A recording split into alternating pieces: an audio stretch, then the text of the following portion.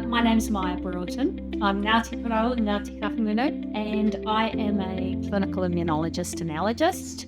I've been in the field of immunology and allergy for more than 2 decades, and there has been a huge paradigm shift over that time, particularly with allergic disease, and particularly, I think, in different ways, but in the field of food allergy, for example, when I started, the wisdom of the time was avoidance. And so we'd tell parents with young babies who were at risk of food allergy to avoid introducing those food allergens because of the risk.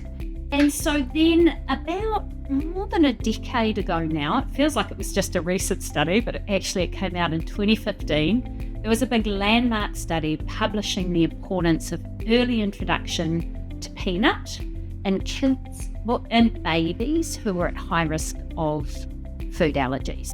And if they introduced peanut in that first year of life, so between 4 and 11 months, those kids had a reduction in peanut allergy of more than, I think it was about 80%. And that really shifted.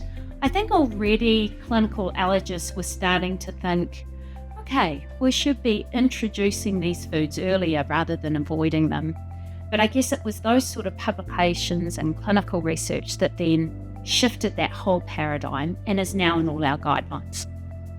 I think this is why I chose allergy and immunology, because there's breakthroughs every year, every month. And so it is an evolving, changing field. And I guess the more we understand about what's actually happening in the immune system, the more we can personalise and target medicine for patients in the future. So it's not a one approach for everybody.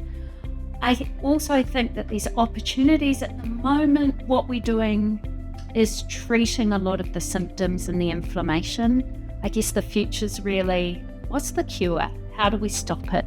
How do we prevent it? And so I guess it's the more we understand about what's happening under the skin, the better our treatments are going to get.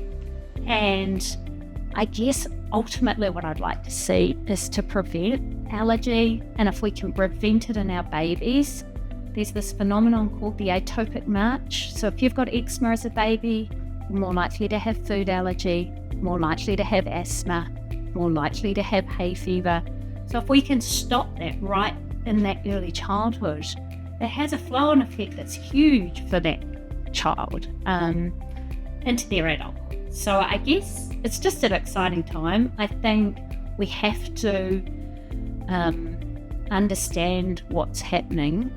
Even with the treatments we use, we still don't fully understand how things like desensitization actually fully affect the immune system to induce tolerance of allergens. So yeah, I think there's just lots to be excited about on the horizon, and hopefully it puts me out of a job.